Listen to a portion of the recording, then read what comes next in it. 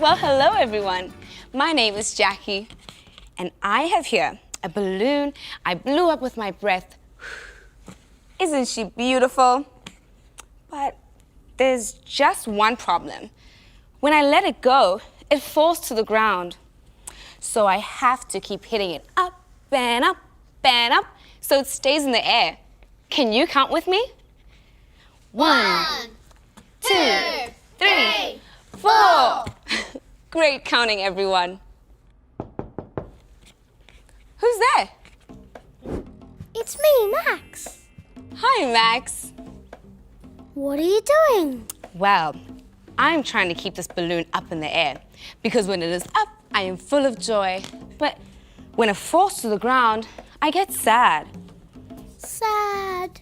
Yeah, you know, I used to live my life like this balloon, Max. 1 minute up and down. 1 minute I'm happy, and then the next I'm sad.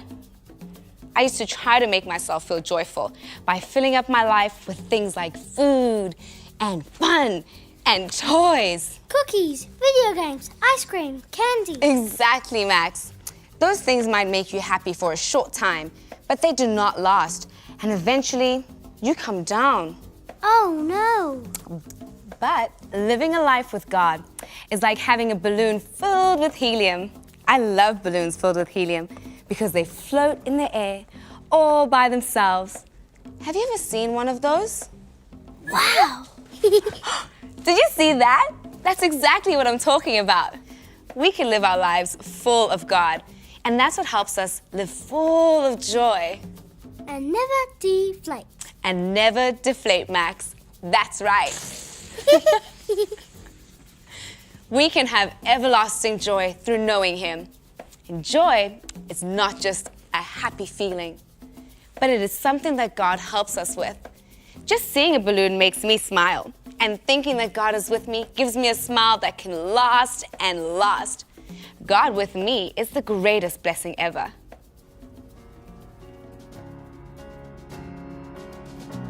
It didn't take long after Jesus gathered disciples and started walking all over Israel that he gained a reputation. If you were sick, he was your man. There was one particular time when Jairus, a church leader, sought out Jesus because his only daughter was really sick. When Jairus found Jesus, he fell at his feet, begging him to go to his house where his daughter was. Jesus agreed. The crowds grew as the streets narrowed. Jesus and Jairus were getting squashed amongst all the people. But suddenly, Jesus stopped in his tracks, saying, "Who touched me?" Peter and the other disciples were baffled as there was lots of hustle and bustle going on about them. A particular lady overheard Jesus, and she knew immediately that she had to confess. "Master, I'm so sorry, but it was me. I've been bleeding for 12 years. I've heard of your healing power, and I just had to find you." She paused and wiped the tears that had been tumbling down her cheeks and looked up into Jesus' face. "It has stopped. The bleeding has stopped." Jesus looked deep into her eyes and said, "Go in peace. Your faith in me has made you well." While all this was going on, one of Jairus' friends arrived on the scene, and he said, "It's no use now. Your daughter, she has died." Shocked at the news, Jairus turned to Jesus. "Do not be afraid. Believe, and she will be healed." Shortly, they arrived at the home. Jesus went into the home. As he did so, he turned to the friends and relatives, saying, "Stop your crying. She's not dead, but asleep."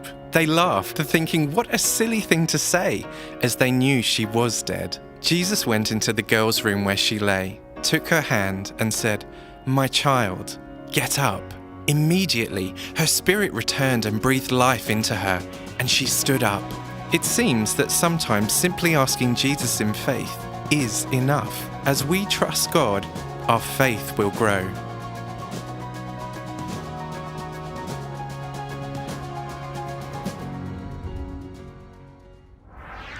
Now this is a dramatic story from the life of Jesus. He was on his way to visit a little girl who was very ill when he crossed the path of a woman who had been sick herself for years and was stuck in a crowd. Have you ever got lost in a crowd of people? Well, I remember when I got lost as a little girl. I was being bumped and pushed and bounced around, and I couldn't see my parents anymore. I was very frightened when out of nowhere, I felt a hand reach out and grab mine. It was my dad. And then everything was okay. I think this woman who was sick felt the same way. Lost in a crowd, being bumped and pushed and looking for anyone to help. Looking for a hand to hold on to. Just think how big her faith and the faith of the family who had their child brought back to life, and how much they would all trust God after these miracles.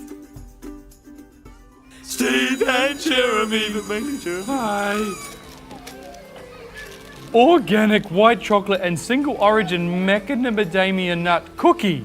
Organic 70% dark chocolate and single origin pistachio nut cookie. Swamps!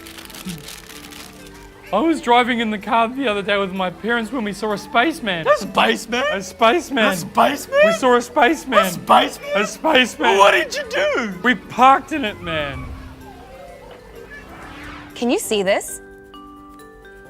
No, it's a mustard seed, and it is so tiny. But I love it that Jesus says, with faith as tiny as this seed, anything can happen.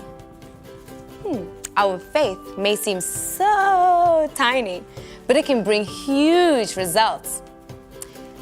Just like those people in the Bible, they came to Jesus with faith that seemed so tiny, but then Jesus did huge things.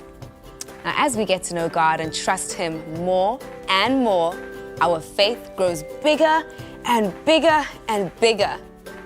Then, what started off as so tiny becomes quite huge, and anything can happen.